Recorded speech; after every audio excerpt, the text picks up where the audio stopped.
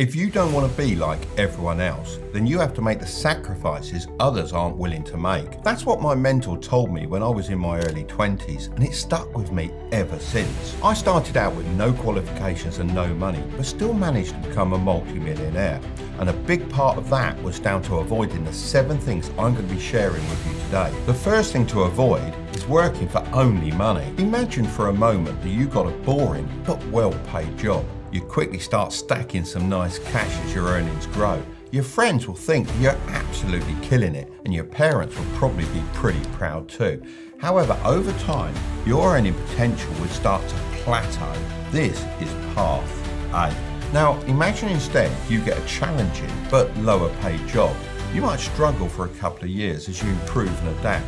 You may even struggle to pay the bills. Your friends will probably think you're falling behind, and your parents may not agree with the path you've taken.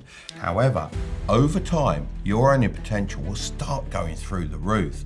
This is path B. So, what's the difference between these 2 examples?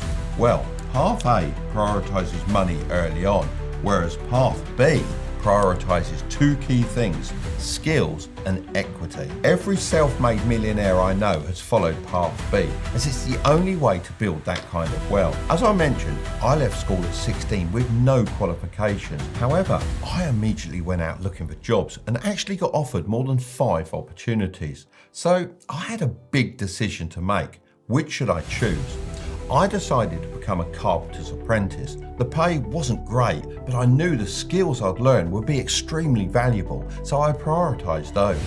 There was no way I was going to get equity in the business, but at least I was working for more than just money. That job taught me a lot, and although I was forced to quit after being relentlessly bullied by my manager, I still use many of those skills today when I'm designing my best-selling brand of radio-controlled planes that I sell across the world. By learning a wide range of high-income skills, it makes it almost impossible for you to ever be broke again, as you become your greatest asset. I like to think every job I had when I was younger added to my skill set, like a Swiss Army knife.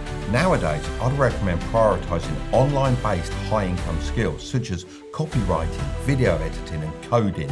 The demand for these skills is only growing, and I can speak from experience that there is a huge skill shortage at the moment. Sure, there are lots of people doing those things, however, 99% of them are just not up to standard. Honestly, your competition really isn't that tough. Now, let's move on to the second thing, equity.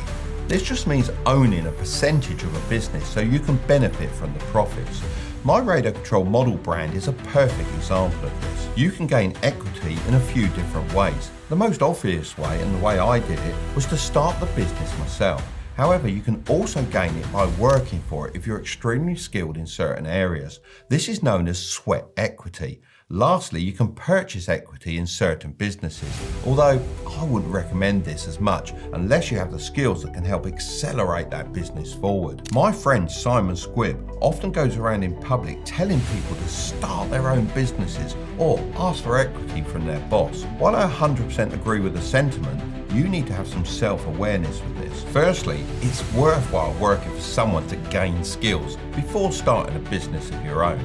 Secondly, you need to be realistic. I didn't think for a moment that I'd get equity in the carpentry business when I was an apprentice.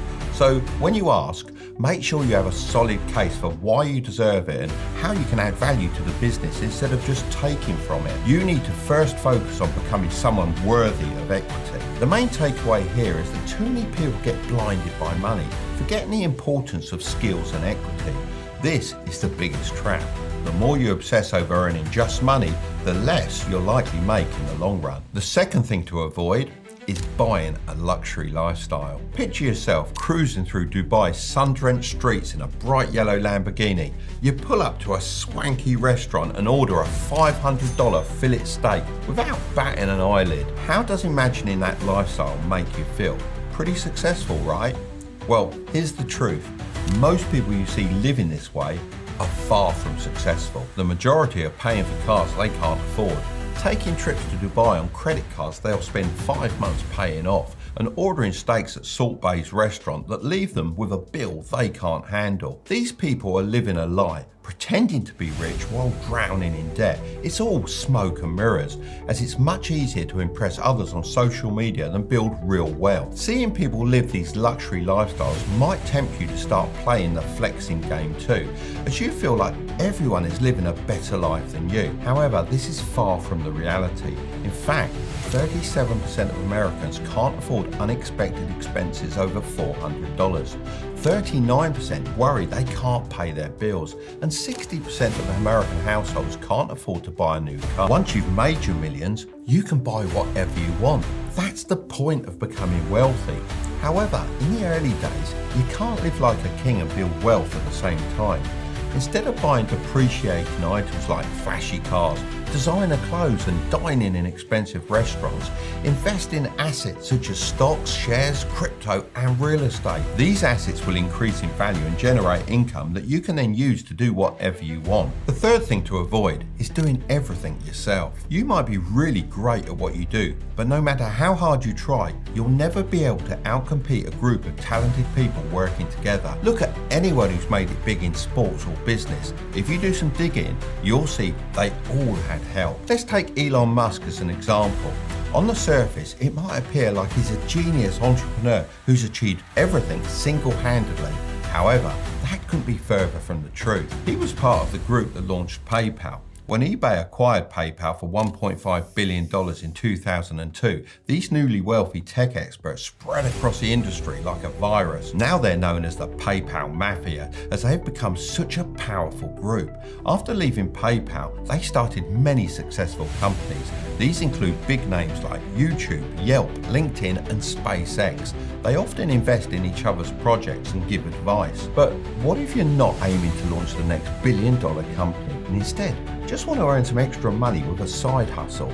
Well, a lot of older business owners are kind of lost when it comes to everything tech-based and using the internet for their companies. I mean, a lot of them don't even know there's online tools for literally everything, whether it's managing your team, handling invoices, keeping track of projects, or even building a website. I don't blame them, as back in the day, we didn't have any of these things, but now the younger generation has a real advantage. So if these older business owners don't know how to do a lot of this online stuff, and they understand they can't do everything themselves, guess who they need? You. You can help them bring their businesses into the 21st century and make a lot of money in the process. It's all well and good saying this, but how could you actually do it? Well, if you want to give this a try, then I'd recommend using an all-in-one management platform. Odoo is a great choice as it includes the tools I just mentioned and more all in one place. Here's a great example of a website that needs a proper update. It looks like it was built over 10 years ago. Let's jump on Odoo and make something a bit more up to date. So I'm going to go over here and select the e-commerce app option. Now let's fill this in. I want a business website, there we go, and I want for my gardening business. After this, I've got the option to choose my color palette here, but instead I'm just going to add their logo so that Odoo just builds a palette based on their brand colors. Now we've got to pick a theme. All these look pretty good, so let's go with this one. I can use the drag and drop feature to easily edit the page and customize images. They also have this cool AI tool to help me out with words. Let's fast forward about 30 minutes and I'll have something pretty cool to show you. Check this out, it's way better than the old website in my opinion. You could make some serious cash helping out older business owners with all the different apps on Odoo, or even use it to manage your own business. I reached out to Odoo to see if they wanted to sponsor this portion of the video. They agreed and are also giving you your first application free for life with unlimited support and hosting. And the cherry on top, Odoo offers a personalized domain name for 1 year. So if you want to give this a try, then check out the link in the description. The fourth thing to avoid is having too many inputs. Do you ever feel like you're being pulled in a million different directions? This happens with everything in life, from side hustles to fitness training. Everyone seems to have a different opinion on what you should be focusing on. It can look a little bit like this. This is you, and these are the people telling you what they think you should be focusing on. For the sake of simplicity, let's just call them inputs. All these inputs create hundreds of paths you could follow, like becoming a doctor, entrepreneur, joining a family business, getting a stable 9-to-5 job, traveling, and having a family. Let's call these your potential paths. The sheer number of these pathways can create something called cognitive overload, which is where your brain simply can't cope with the overwhelming amount of information and choices. So what's the solution? Well, I've always started with my end destination in mind and worked backwards. Of course, I didn't know exactly what I wanted to do in the future. However, I had a decent idea. I then made sure to only listen to inputs that help me reach those targets. The clearer your goal, the easier it becomes to select the right inputs to help you achieve it. So limit the number of opinions you receive and prioritize quality over quantity. Most people have too many opinions being thrown at them, but not from experts.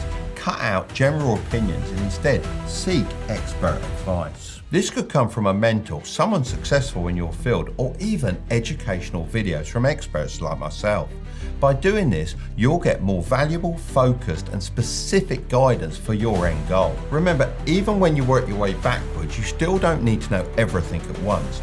Fully listen and implement what you learn from an input, and then when you're facing another challenge, you can seek out more inputs that will help you overcome it. If you don't do this, then you'll get mental fatigue, which can lead to decision paralysis, where you find yourself unable to take action or move forward.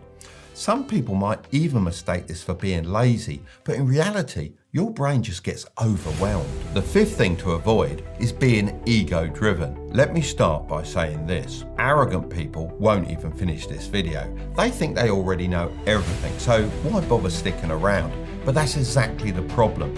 Arrogance blinds you to the opportunities that could genuinely change your life. Ego-driven people are often too focused on the big picture, constantly dreaming of the end goal. This might sound productive, but it's a dangerous trap. When you're always looking too far ahead, you end up overlooking the small but crucial steps that lead to true success. For example, some might be tempted to scroll through this video just to see all 7 things rather than sitting down and actually absorbing the knowledge in each one. But by doing so, they miss out on the valuable insights that could fast track their journey. When you're too egotistical, you start to believe that you don't need advice from others, especially those who might know more than you. You might dismiss the wisdom of people who have already walked the path that you're trying to take. But here's the truth. True wealth isn't just about being confident. It's about having the humility to keep learning, to understand that you don't know it all. And that's where the real growth happens. The more you learn, the more you realize how much you don't know. This is called the iceberg principle. What you know is just the tip of the iceberg. The massive chunk of knowledge is underneath the surface. That's what truly matters, and arrogance makes you forget that it's even there. In short, arrogance is a silent wealth killer. It convinces you that you're too good to learn, too smart to listen, and too important to take the small steps that lead to greatness. The sixth thing to avoid is passing the blame. One of my favourite Chinese proverbs is, "The man who blames others has a long way on his journey to go. The man who blames himself is halfway there. The man who blames no one has already arrived." In front of me I have 2 objects, a magnifying glass and a mirror. In life, you're going to have to choose to reach for either of these on a daily basis. You might be thinking, Mark's gone mad. But let me explain. If you choose to pick up the magnifying glass, it gives you the ability to hyper-focus on other people. This is a dangerous path, as it leads to the blame game. Look, I do kind of get it. When anything goes wrong in life, it's natural to want to pass the blame onto someone else. Anyone but yourself. I'm sure there's been times when you've blamed your teacher for a test you failed, even though you spent more time binge watching Netflix than actually studying. Or maybe you passed the blame on to the traffic for being late, even though you left the house 10 minutes later than you should have. But here's the thing, these small instances of blame don't stay small. Over time, they grow into a habit that's hard to break free from. I'm sure you've seen people say stuff like, the government hates young people, the system is rigged against people like me, my boss doesn't like me, I'm not rich enough to start a business, and life didn't give me the right opportunities. The more you reach for the magnifying glass, the bigger your excuses become. However, If you pick the mirror, then you instead focus on the stuff you can actually control, your own thoughts and actions. So to embody the wisdom of the Chinese proverb, to be the person who has already arrived at their destination, you need to pick up the mirror, not the magnifying glass. The seventh thing to avoid is staying static. This is your comfort zone, where you retreat seeking safety and security. Notice how there are no gaps in this circle, almost like a self-imposed prison with no way out and no way to grow. If you're currently here, then you're not alone. According to some studies, over half of Brits don't leave their comfort zone, and 45% of them are worried that one day they might regret it. So what can you do to break out of this prison? Well, you need to expand the circle. This can be really difficult when our minds are conditioned to avoid taking risks, but it's something I learned at an early age. Let me show you how I did it. When I was younger, my comfort zone was narrow. School, studying subjects I wasn't good at, like maths and English. The traditional education system didn't suit me. I didn't want to be a banker, doctor or lawyer. I wanted something more hands-on. So I stepped out of my comfort zone and pursued the apprenticeship I mentioned earlier. This created a new space for me, but I wasn't satisfied yet. I knew I needed more from life, so I started experimenting with side hustles, which pushed me further into unfamiliar territory. Suddenly, the world was full of possibilities. The next step was clear: starting my own business. This was a pivotal moment requiring a big risk, a bank loan. It was the best decision that I ever made. To expand my empire further, I travelled to China in search of a manufacturer for my own brand of radio control models. Despite the language and cultural barriers, I managed to build valuable connections. I ran my business for many years and enjoyed success, but eventually I felt complacent. My family was happy, my bank was happy, but my mind wasn't. I wanted more. So I expanded my comfort zone again and started posting videos on YouTube at the age of 53. I'd seen so many people on YouTube faking it, so I wanted to share my knowledge and help others who, like me, didn't fit the traditional path, or those who wanted to grow their wealth and feel more secure in life. Remember, you can expand your comfort zone as much as you want. This space is infinite, but you have to claim it for yourself. If you don't push beyond your current boundaries, you'll miss out on all the possibilities that could have been yours. If you want to learn what to do every time you get paid, then I'll leave that video right up there, but don't click on it just yet. Make sure to subscribe if you want to grow your wealth, okay? I'll see you over there.